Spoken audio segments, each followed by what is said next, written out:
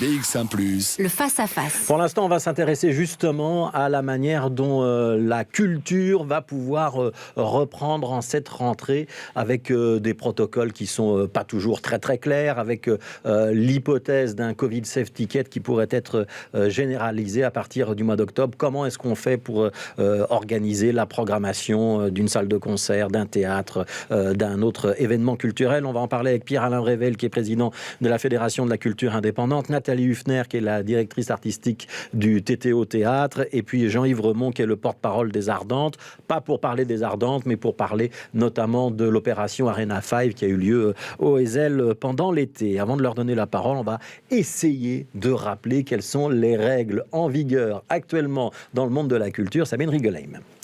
Alors le fédéral a donc décidé, vous vous en souvenez, de proposer aux opérateurs culturels et aux opérateurs d'événements de recourir au Covid Safe Ticket s'il y a plus de 200 personnes en intérieur et 400 personnes en extérieur qui y participent. C'est donc une possibilité, une option qui leur est laissée. Alors si les organisateurs choisissent de l'utiliser, alors les spectateurs ne doivent plus porter le masque et les distances sociales peuvent être levées. Par contre, s'il n'est pas utilisé, alors il faut encore conserver son masque et garder une ou parfois plusieurs places entre les bulles dans les salles. Vous voyez donc la différence.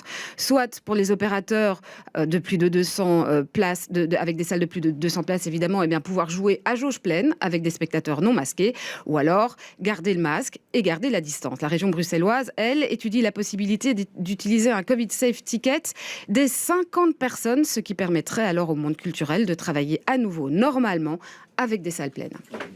Mais ce n'est pas encore acté, donc il faut quand même être attentif à ce qui va se passer dans les prochaines semaines. On va donner honneur aux dames avec vous, commencer avec vous, Nathalie Huffner. Qu'est-ce que vous avez choisi comme option au Théâtre de la Toison d'Or? Vous redémarrez maintenant. Comment est-ce que vous allez programmer vos spectacles et accueillir vos spectateurs? Mais nous allons respecter un petit peu, je vais m'expliquer un peu plus en détail, ce que la Fédération des arts de la scène demande, en fait, c'est-à-dire que ce soit le gouvernement qui prenne la décision et pas les lieux culturels sur comment gérer ce Code Save Ticket.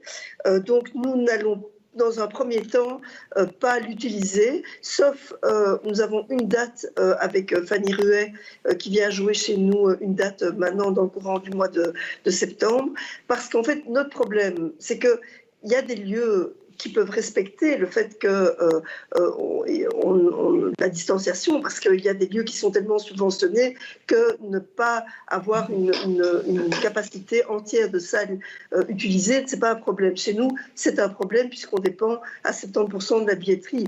Donc nous, quand on a une salle de 220 et qu'on peut mettre que 135 personnes, c'est un problème. Donc on va l'utiliser une fois, au mois de septembre, et on espère que d'ici octobre, d'ici fin septembre, quand les activités vont reprendre au TTO, en l'occurrence avec le début de King Kong Theory qui va débuter chez nous à partir du 27 septembre, je crois. J'espère que les choses d'ici là auront changé du côté du gouvernement, en fait. Ça veut dire que vous préféreriez qu'il y ait une orientation claire qui soit donnée. Petite parenthèse, pendant l'été, vous vous étiez associé avec un festival qui était à Genneval, donc un petit peu en dehors de la région bruxelloise, et vous avez joué en plein air. Ça, c'est la bonne solution? Quand on peut jouer en plein air, ça se passe mieux? Ah oui, quand il n'y a pas d'intempéries. Si vous voyez ce que je veux dire. Donc on a quand même un peu aussi fait les frais de ça, puisqu'on a dû annuler 8 soirs, parce qu'il pleuvait en fait. Voilà. Ouais. Mais sinon, dans le cas, si tout va bien, c'était génial, parce qu'on pouvait effectivement accueillir plein de gens. Après, on avait eu l'idée de prolonger chez nous au TTO en septembre, mais comme on dépendait encore des distanciations, on s'est dit qu'avec 6 comédiens sur scène, pour nous, n'avoir que 135 personnes dans la salle, c'est pas rentable. C'est même pas rentable, c'est qu'on perdait de l'argent. Donc ça veut dire, pour être très clair, en ce qui concerne le Théâtre de la Toison d'Or, qui n'est pas le plus grand des théâtres de Bruxelles et qui est un théâtre peu subventionné par rapport à d'autres, tourner à mi-jauge ou 3/4 de jauge, ce sera financièrement pas possible. Je donne la parole à Pierre-Alain Brével. Donc vous êtes plutôt dans la logistique autour des grands événements, mais vous êtes le président de la Fédération de la culture indépendante. Il y a de l'inquiétude et il y a de l'incertitude. Vous avez envoyé une lettre il y a quelques jours au monde politique en disant il faut clarifier la situation. C'est-à-dire qu'on ne s'y retrouve plus? Oui, bonjour tout le monde.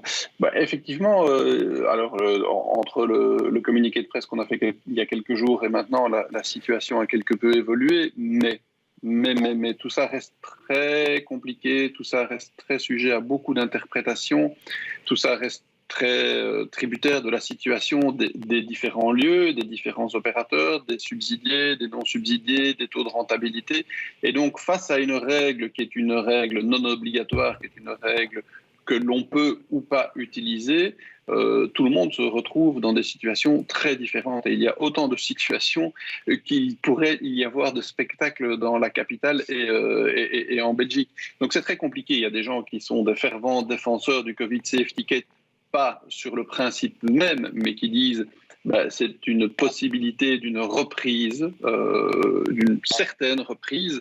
D'autres qui sont évidemment pour des raisons philosophiques complètement opposés au Covid Safe Ticket. Et donc on a beaucoup de cas de figure très différents. En tout cas, le Covid Safe Ticket ne fait pas l'unanimité et n'est pas une solution absolue à toutes les situations, d'autant plus qu'il n'est appliqué qu'à un seul secteur. Donc une fois de plus, la culture se trouve montrée du doigt parce que le message est de dire la culture en fait est potentiellement dangereuse. Donc si vous allez vous réunir dans une salle de concert, dans une salle de spectacle, il faut montrer patte blanche pour pouvoir entrer dans ces lieux-là, alors que vous pouvez aller faire des courses en toute liberté, prendre un bus en mettant un masque. Donc voilà, le contexte il est assez compliqué et le signal qui est donné n'est pas très clair. Ouais. Est-ce que vous comprenez, Pierre-Alain Brével, est-ce que vous comprenez malgré tout qu'on puisse peut-être à l'avenir avoir des règles un petit peu différentes entre Bruxelles et la Wallonie et la Flandre, parce qu'on a une situation sanitaire à Bruxelles qui est particulière, avec un taux de vaccination qui est nettement moins bon. Honnêtement, vous pensez que les gens qui vont voir un concert à Forêt Nationale ne viennent que de Bruxelles ? Est-ce que vous pensez que les Bruxellois ne vont pas quitter la capitale pour aller voir des événements ailleurs ?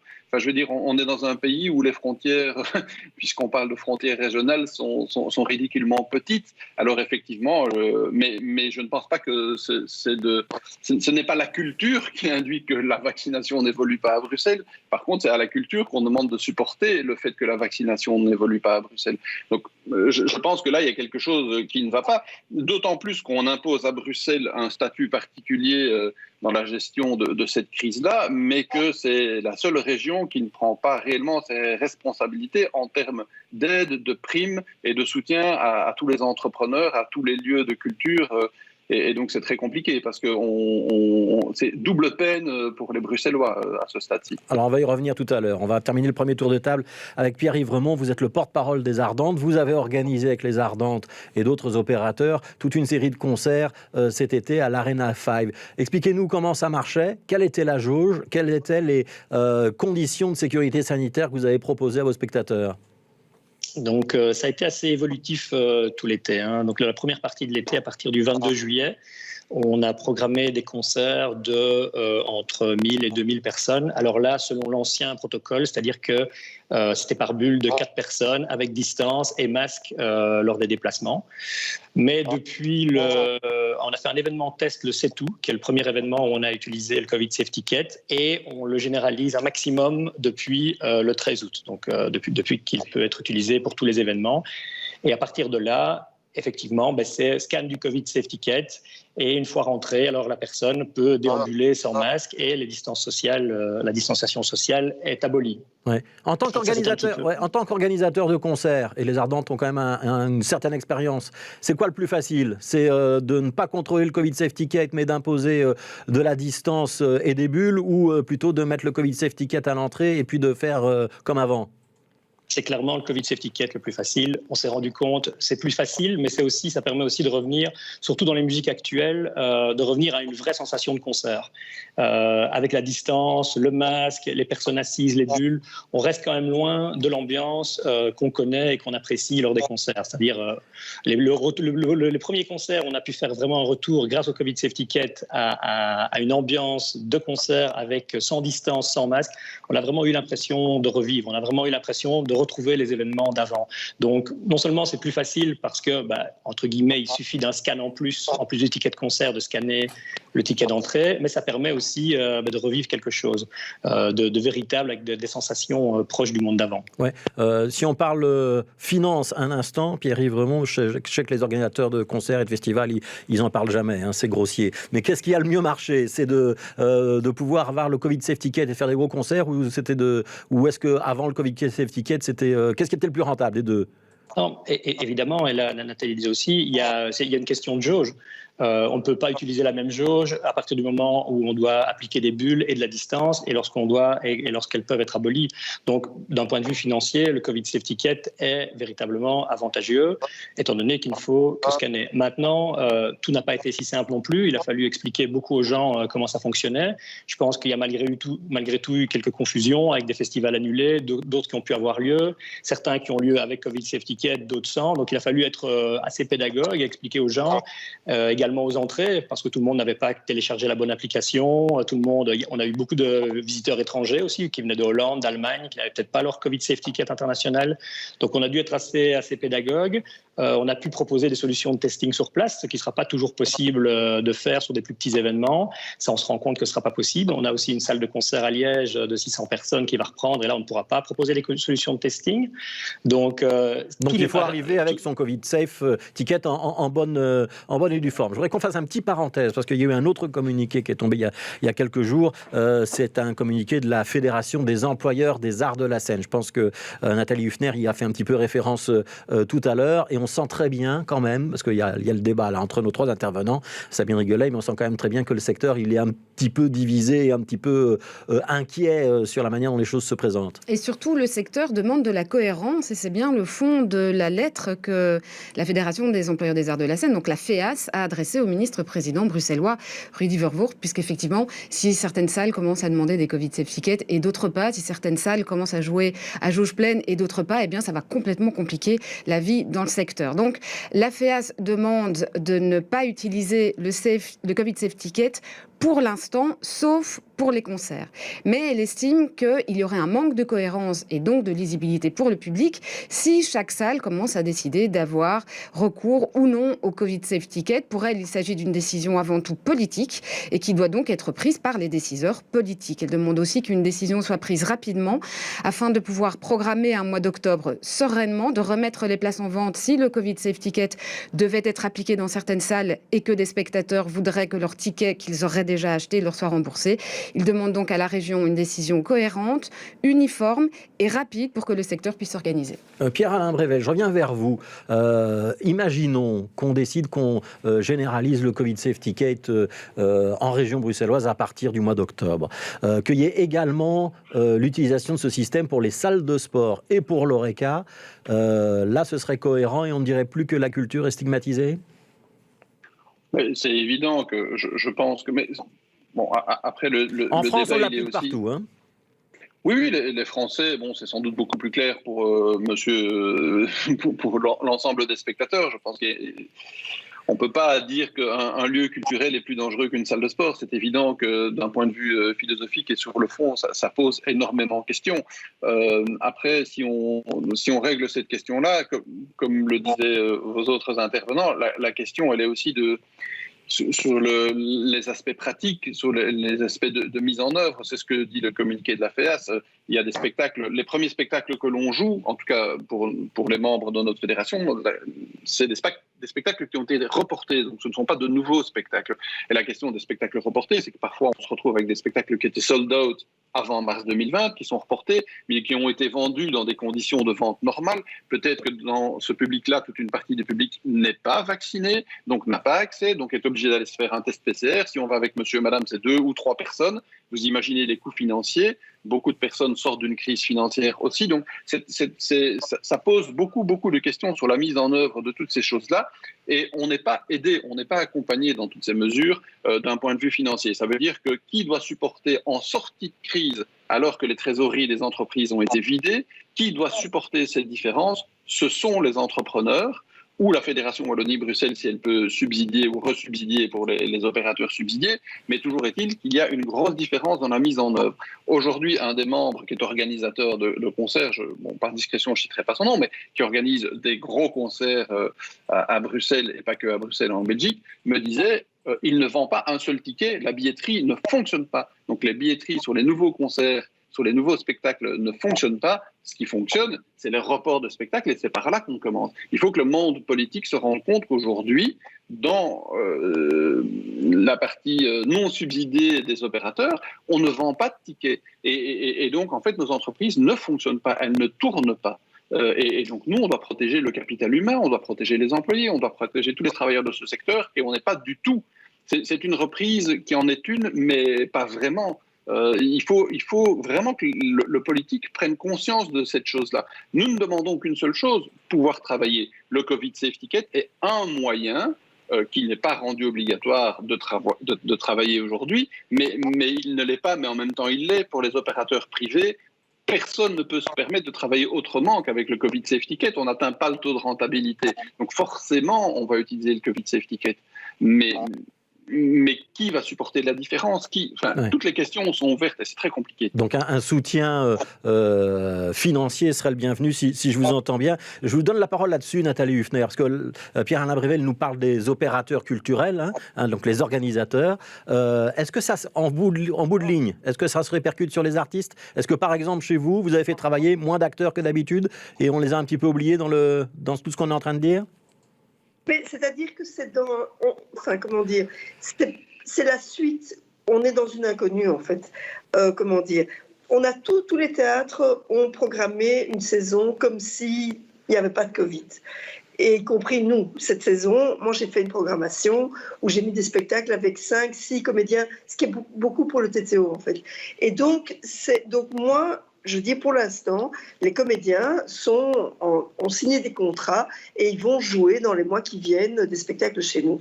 Maintenant, si nous, tout à coup, on se retrouve avec une 4e vague, à nouveau un reconfinement, l'interdiction de pouvoir continuer à jouer, je ne sais pas, tout ce qui pourrait nous tomber dessus d'ici quelques mois, à un moment donné, les répercussions vont les atteindre aussi. Et surtout que... ils ne sont pas à l'abri du système avec le NEM, la FGTB. Tout est apparemment très compliqué. Pour eux, tout est très compliqué. Mais en tout cas, pour l'instant, je crois que les théâtres, de manière générale, mais y compris nous, on a tous fait une programmation comme avant. En fait. Oui, mais on sait quand même qu'il y a beaucoup de spectacles qui ont été reportés. Ça veut dire que vous avez moins de place pour des créations.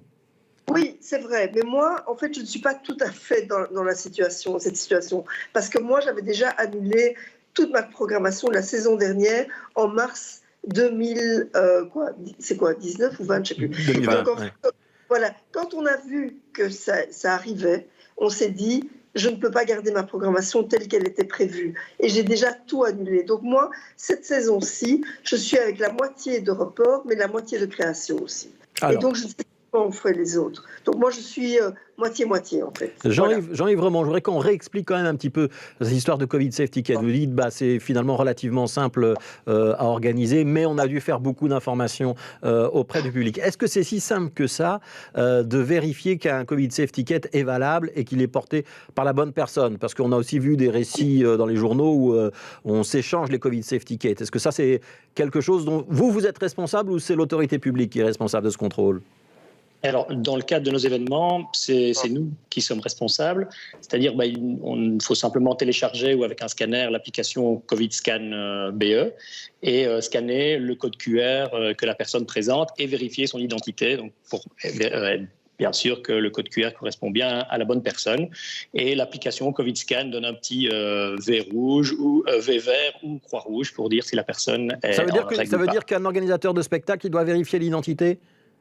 Ça veut dire qu'il faut vérifier l'identité, oui. Ouais. C'est facile à faire, ça? On n'a pas eu de personnes réfractaires. Pourtant, on a eu des événements de 5-7 000 personnes. Donc, on n'a pas eu de personnes réfractaires parce qu'effectivement, les gens ont acheté leur ticket et ont plutôt envie de rentrer que de commencer à négocier aux entrées et de ne pas montrer leur carte d'identité. Ce qu'il y avait plutôt, c'était des personnes qui avaient, par exemple, fait un test PCR et qui avaient reçu un code QR du labo un code QR qui n'est pas le code QR qui correspond au Covid Safety Care et qui se présentait aux entrées avec ce test du labo de bonne foi en expliquant qu'ils avaient fait leur test ce matin et qu'ils avaient bien un PCR négatif, mais ils n'avaient pas le code QR qui était remonté dans l'application Covid Safety donc vous ne pouviez pas ou dans le Ma vérifier. Santé BE. Nous, on ne pouvait pas le vérifier, donc on essayait avec eux de leur faire installer l'application ou via un ordinateur qu'ils puissent aller sur leur masanté.be afin de récupérer le bon code QR. Nathalie Huffner, vous seriez prête à vérifier les identités à l'entrée de votre théâtre ? Bien sûr. Moi, je crois que c'est... Enfin, écoutez, on a tellement souffert de l'année qui vient de passer. Ces mois, on a été fermés. Moi, je n'attends qu'une chose, c'est de réouvrir, de revoir les spectateurs, de repasser du plaisir ensemble. Moi, je suis positive. Je veux aller vers comment dire, être à nouveau réunis et s'amuser, et prendre du plaisir. Donc moi, je suis pour le Covid Safety Ticket et je suis tout à fait prête à vérifier effectivement grâce à ce QR code oui, tout à fait. Ouais. Pierre-Alain Brével, on va conclure avec vous. On vous a souvent entendu, hélas, depuis 1 an et demi, et j'imagine que vous en seriez bien passé, mais vous aviez quand même tiré très très fort la sonnette d'alarme pour le monde de la culture au début de la crise. Est-ce qu'aujourd'hui, vous avez le sentiment qu'on est en train d'en sortir et que ce Covid Safety Ticket dont on vient de parler, qui risque de se généraliser à Bruxelles avec des spectacles de jauge de petite importance, c'est une réponse à la crise? Ou est-ce que pour vous, on n'y est toujours pas? Alors non, c'est très clair, c'est un outil qui permettrait une reprise, donc je pense qu'effectivement on est plus du côté de l'espoir aujourd'hui que du désespoir que nous avons traversé, mais le message en tout cas des opérateurs de la culture indépendante et non subsidiée est de dire ne ratons pas cette reprise, parce que cette reprise peut être une grande catastrophe pour beaucoup d'opérateurs qui ne pourront pas reprendre parce qu'ils n'auront pas les conditions de reprise assurées. Donc je pense que c'est fondamental aujourd'hui, si on veut que cette reprise puisse avoir lieu et qu'on puisse à nouveau remplir nos salles, et nous ne demandons évidemment que ça, que les entreprises puissent être accompagnées, que les programmateurs puissent être accompagnés dans tout ce chemin, parce que c'est maintenant que ça se joue. Pour l'avenir de beaucoup de personnes dans ce secteur. Voilà, mais on espère que le ministre de la Culture, le ministre et président bruxellois et tous les autres auront une petite oreille pour ce débat. Merci à tous les trois d'avoir été avec nous. Pierre-Alain Brével, Fédération de la Culture Indépendante, Nathalie Huffner pour le Théâtre de la Toison d'Or et Jean-Yves Remond pour Les Ardentes. Merci d'avoir participé à ce débat.